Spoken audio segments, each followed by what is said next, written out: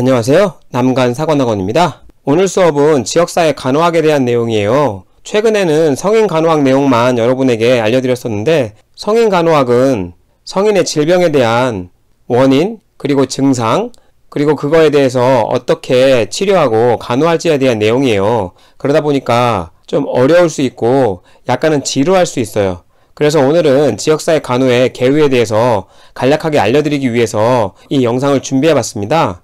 간호조무사 국가시험이나 간호사 국가시험이나 시험을 준비하시는 분들을 보면 오히려 지역사회 간호나 정신간호학이나 이런 부분을 더 어려워하는 경우가 있어요. 그런 분들을 위해서 지역사회 간호학을 어떻게 공부해야 되는지, 혹은 어떻게 지역사회 간호학 문제에 접근해야 되는지를 알려드리기 위한 시간이라고 생각하시면 될 것 같습니다. 그럼 수업 시작하겠습니다.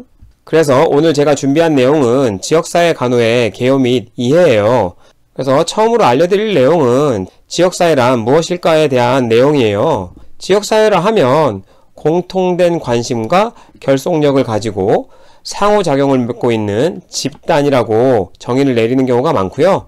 특징이라고 하면 일정 지역에 모여 살며 관심이 비슷하고 비슷한 건강 문제를 가진 사람들의 집단이라고 얘기하고요. 학교와 사업체 같은 조직 단체를 일컬어서 지역사회라고 묶어서 이야기하는 거죠. 이런 정의는 그렇게 중요한 내용은 아니기 때문에 그냥 그렇구나 하고 넘어가시면 될 부분이고요. 그러면 이제 진짜로 지역사회 간호에 대해서 알아볼 거예요. 지역사회 간호의 목적은 지역사회 대상으로 간호를 제공하고 보건교육을 실시해서 스스로가 건강을 적정기능 수준 이상으로 향상시키는 것이 목적이에요. 대상이 누구냐? 지역사회가 되는 거죠. 그리고 뭘 제공하냐? 간호를 제공하고 보건교육을 실시해서 이 스스로가가 중요 포인트죠. 스스로가 건강을 향상시키는 게 목적인 거예요. 그래서 뭐가 중요하냐 하면 태도 변화 및 실천이 중요한 거예요. 나중에 여러분 시험에 많이 나오는 단어들입니다. 지역사회 간호의 궁극적인 목적은 아는 거에서 그치는 게 아니라 태도 변화와 그리고 실천이에요. 실천을 해야 적정기능 수준 이상으로 건강이 향상될 거 아니에요. 그래서 이게 굉장히 또 중요한 단어가 됩니다. 지역사회에서 잘 기억해 두시고요. 그럼 대상은 누구냐?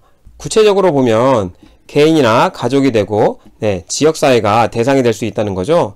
지역사회 간호의 간호활동을 살펴보면 가장 포괄적으로 보건교육을 제공하고 간호를 제공하고 지역사회 대상자를 관리해야 되는 게 간호활동이 될 수 있어요.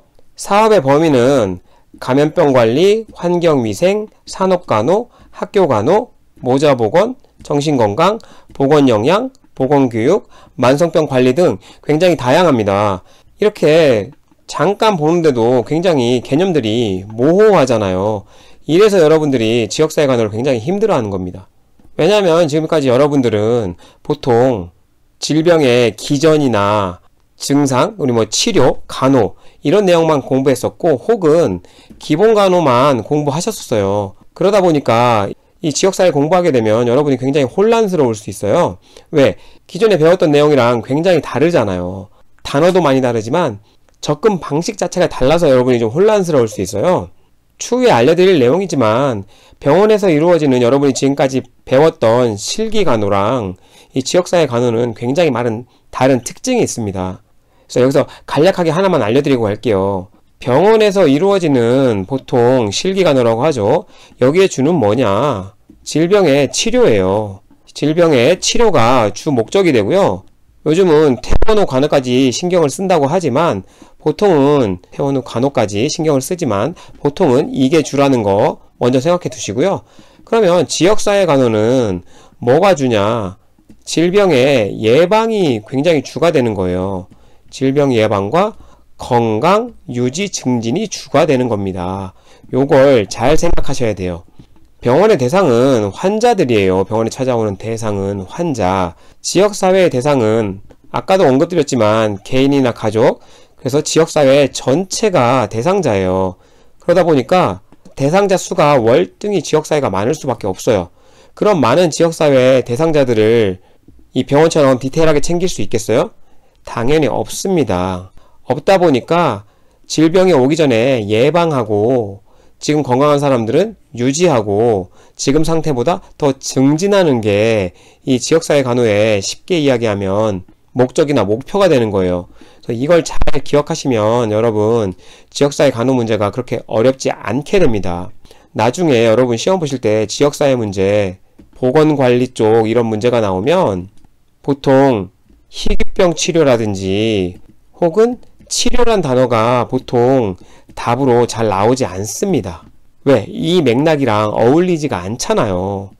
이런 걸 이해하셔야 돼요. 지역사회는 이런 것들이 주가 되지 치료가 주가 되지 않아요. 그리고 희귀병보다는 일반적인 것들이 더 중요한 거예요. 특수적인 상황이 아니에요.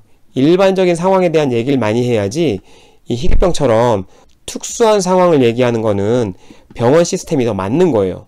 그리고 대상자가 많기 때문에 치료 위주가 아니에요. 예방이라든지 유지 증진이 주지.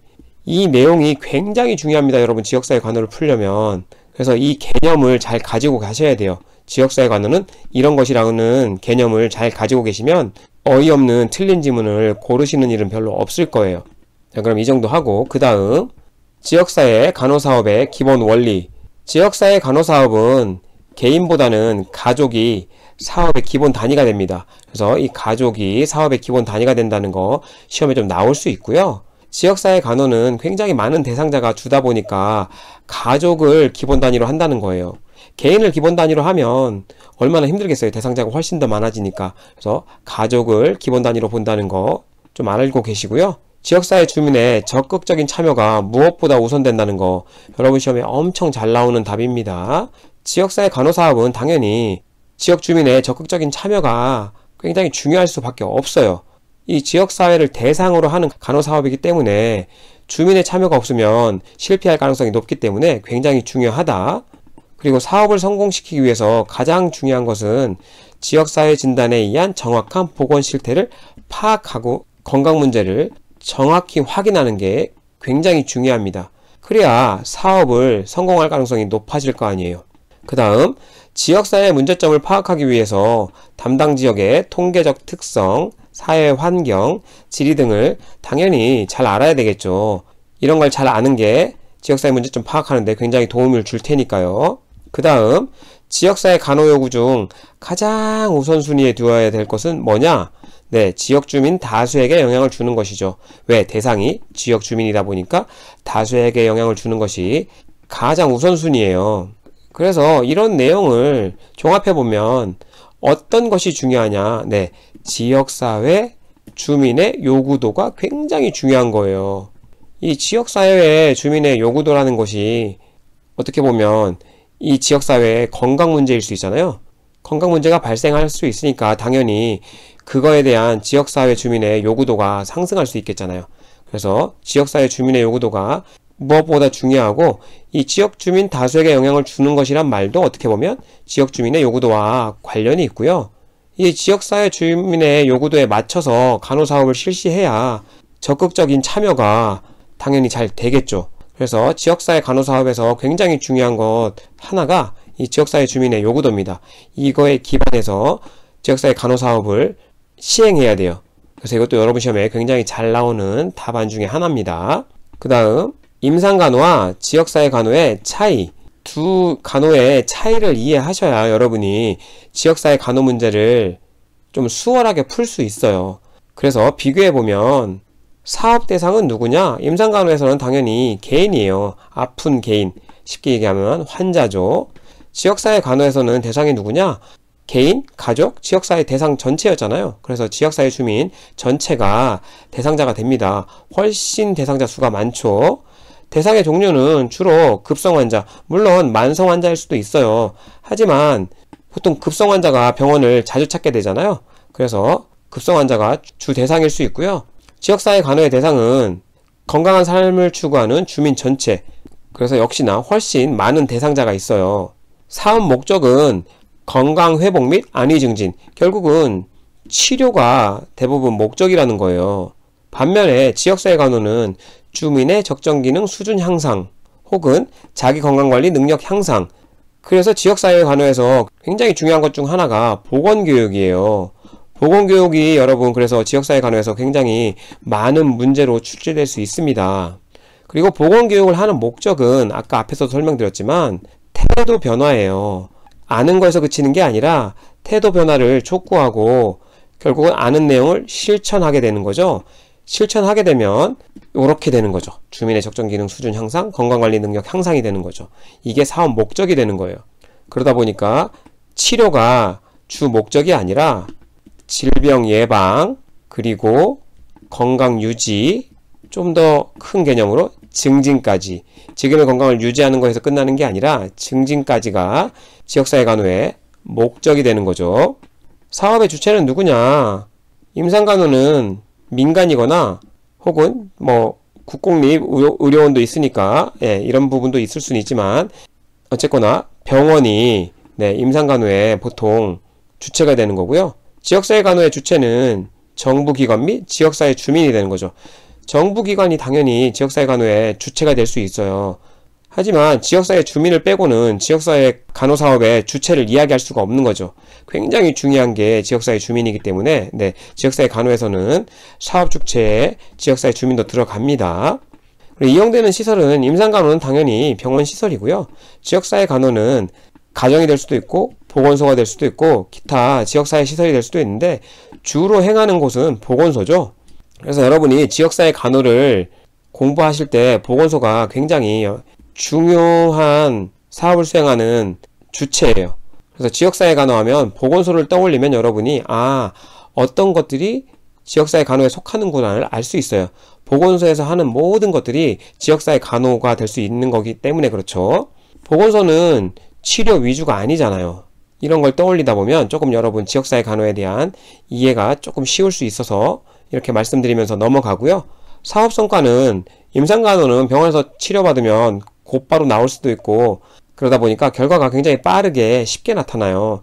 하지만 지역사회 간호는 오랜 세월 걸려서 그 결과가 나타날 수 있다는 거죠. 이게 큰 차이고요. 중요 포인트들은 계속 제가 별표 치면서 중요하다고 설명을 드렸었어요. 그런 부분만 이해해도 여러분이 지역사회 간호 문제를 쉽게 틀리지 않을 거예요. 그래서 오늘 제가 준비한 영상은 지역사회 간호 문제를 풀 때는 여러분이 염두에 두어야 될 부분이 있다는 거예요. 제가 강조해서 알려드린 부분 있죠? 그런 부분을 잘 염두에 두시면서 문제를 풀길 바라면서 오늘 영상 준비해 봤고요. 오늘 제가 준비한 영상은 여기까지고요. 영상 시청해 주셔서 감사합니다.